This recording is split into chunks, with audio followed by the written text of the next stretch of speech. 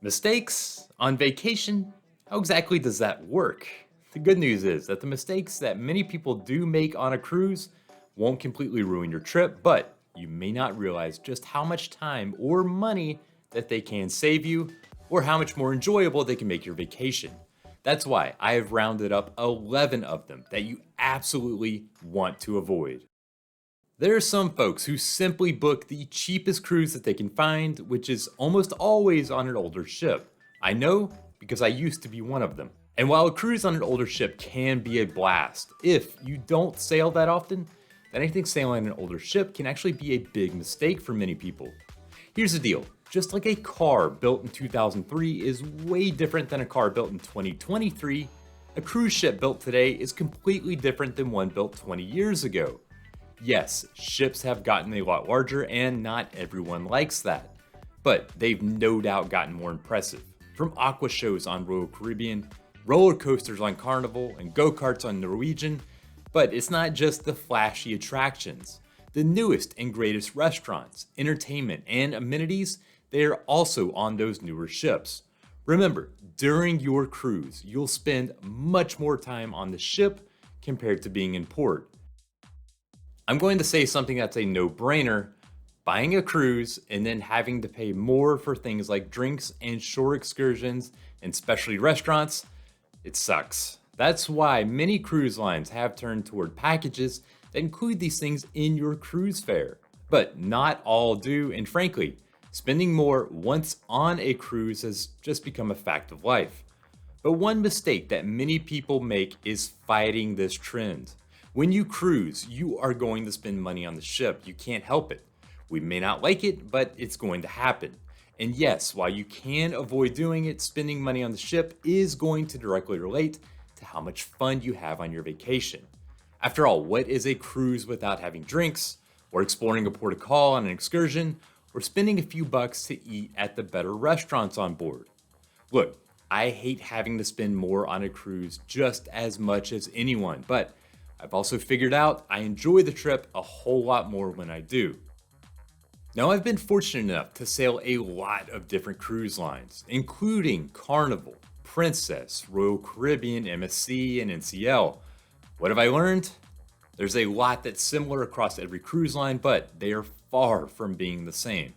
Just like people, the cruise lines, they each have a different personality. And just like you enjoy being around some people, but not around others, there are some cruise lines you will like and others that just aren't quite a right fit for you.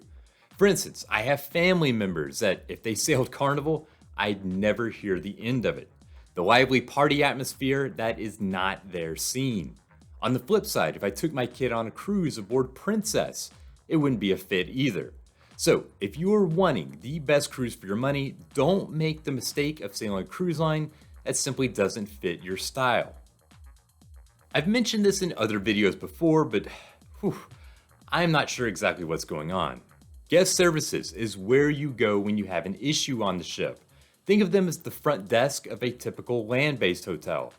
Now, it's not unusual to have an issue here or there that you might have to address with guest services. For instance, it seems like once every few cruises, there's an incorrect charge on my account that I have to go get removed. But what jumps out to me is how long the lines at the desk are right at the start of the cruise. I've heard it's because people are setting up onboard accounts with cash deposits, but honestly, I don't really know the reason. What I do know is that the first day, when you should be out enjoying the first few hours of your cruise, there's always this huge line. By the next morning, there's nobody. If your issue can wait, don't waste time standing in line on day one. One mistake that people make is something unbelievably simple that can save you a lot of money. I've mentioned that you're going to spend cash on the cruise ship on things like Wi-Fi, excursions, drink packages, and more. If you know you're going to purchase these sorts of things, then it pays to do it ahead of time. Cruise lines offer discounts for booking packages before you board the ship.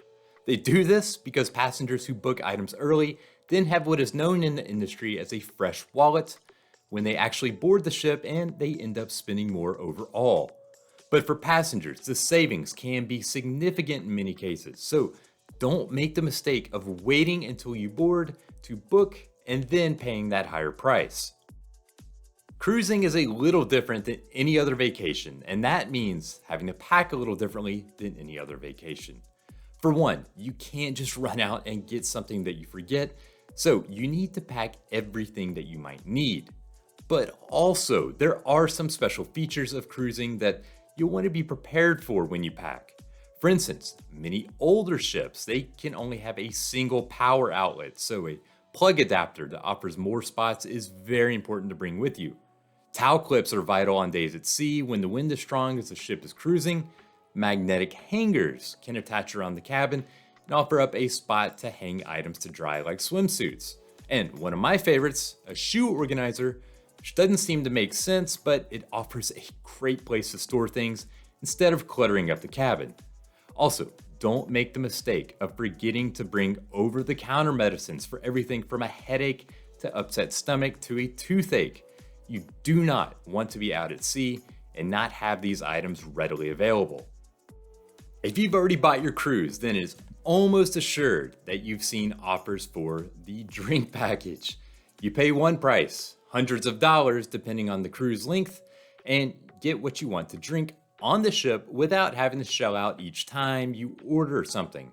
But before you buy, it is a mistake not to do the math on the offer. For some people, the drink packages are no-brainers and will save them a ton. For others, they are absolutely a lousy deal. First, note that if one person buys the package, all adults in the cabin have to buy it too. So if a husband drinks and the wife doesn't, you still have to buy 2 drink packages. Plus, you have to buy the package for every day of the cruise if you get it at all, even when you're off the ship. Drinks on board will vary, but it's about $7 or $8 for a beer, $10 to $14 for a cocktail. So a $75 drink package, you have to drink 9 to 10 beers or 5 to 7 mixed drinks each day to break even. Then you also want to figure in what non-alcoholic drinks you might buy. As you can see, it's not as simple as saying the drink package is or isn't worth it. It will vary by person. This next mistake ties into what I mentioned earlier about having to spend on the ship to get the full experience. That especially goes for food. It used to be that most, if not all, food on the ship was included.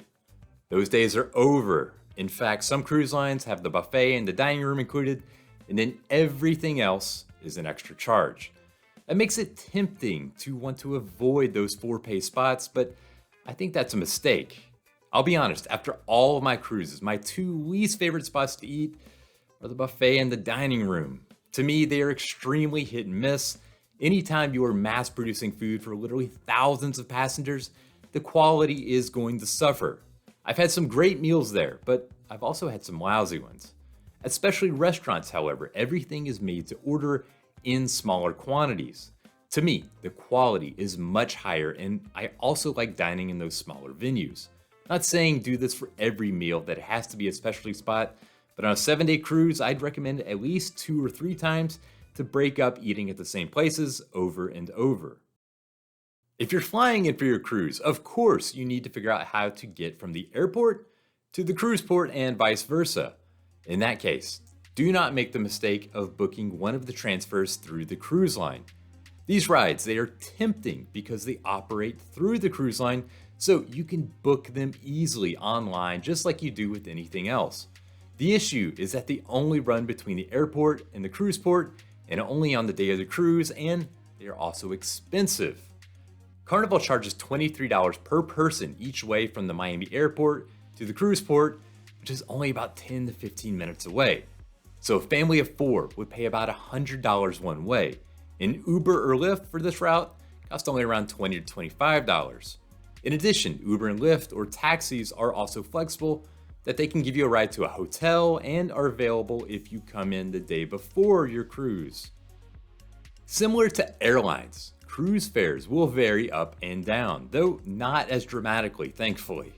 Still, prices do move, and while no one wants to see the price of the trip fall after they've booked, you certainly want to know if it does. You should be monitoring the price of your cruise after you book. I'm not saying to check it every day, but once or twice a month is sufficient. If you run across a price drop, then you should contact the cruise line immediately. Many times, the cruise lines, they will work with you to compensate for the lower fare even if they aren't obligated to do so.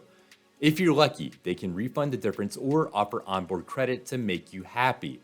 But if you're not price checking, then you'd never know. These days, lots of us want to be connected, and cruise lines are happy to offer service for a price. But instead of keeping it simple and just offering you internet access for a fee, they have to complicate things by offering different tiers of access. This includes usually a basic package with limited access and a higher priced offer that has faster speed and streaming included. Make no mistake, the prices charged for the internet on cruise ships, they're wild to me. Seeing costs of $20 per day is not unusual. That would be like a monthly bill for $600 for your home internet. Even so, I still think if you do want to purchase access, you will want the fastest and most expensive package. It's a mistake to go lower tier.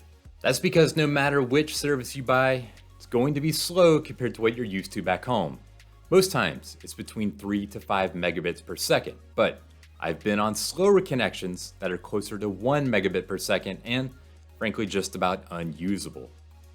Thank you for watching, and remember, for more on cruising, you can always visit Cruzely.com or check out the other videos on this channel. Be sure to like and subscribe, and until next time, happy sailing.